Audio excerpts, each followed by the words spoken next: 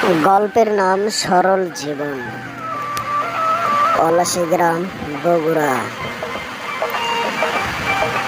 পলাশী গ্রামের একদম দক্ষিণ পাশে ছিল রূপদের বাড়ি। বাবা মা মারা গেছে অনেক আগেই, ভাই বোন কেউ নাই, একা থাকে ছোট একটা টিনের ঘরে। রূপ একটু অন্যরকম, মাথা নিচু করে কথা বলে, কাউকে কখনো কটু কথা বলেনি, আর হাসলে তার দাঁতের ফাঁক দিয়ে সরলতার আলো বেরিয়ে আসে। রূপের একটা স্বপ্ন ছিল, নিজের একটা ট্রাক্টর থাকবে, যাতে চাষাবাদ করে গ্রামের সবাই উপকার করতে পারে।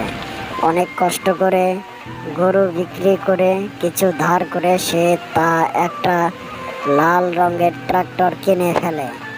প্রথম কিছুদিন ভালোই চলছিল সব কিছু, কিন্তু ধীরে ধীরে ট্রাক্টর চালকরা তাকে ঠকাতে শুরু করে।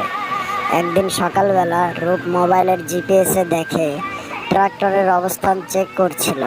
সে দেখে ট্রাক্টরটা বগুড়ায় আছে, কিন্তু চালক বলে, ভাই এখন তো আমরা চট্টগ্রামে মাল নামাচ্ছি। রূপ কিছুক্ষণ চুপ থেকে বলে, ও তাই নাকি, ঠিক আছে। সে কিছুই বলে না, আবার ওই চালককেই ভরসা করে পরের দিন ট্রাক্টর দেয়। গ্রামের লোকেরাও হাসে তার ওপর। কেউ কেউ বলে, রূপ ভাই এত সহজ সরল থাকলে তোমাকে তো তোমার পিঠের চামড়ায় কেটে নেবে মানুষ। কিন্তু রূপের চোখে দুঃখ নেই, সে শুধু আকাশের দিকে তাকিয়ে বলে, আল্লাহ দেখতেছে, আমি মানুষ ঠকাই নাই, মানুষ আমায় ঠকাইছে। সময় আসলে সব ঠিক হইব।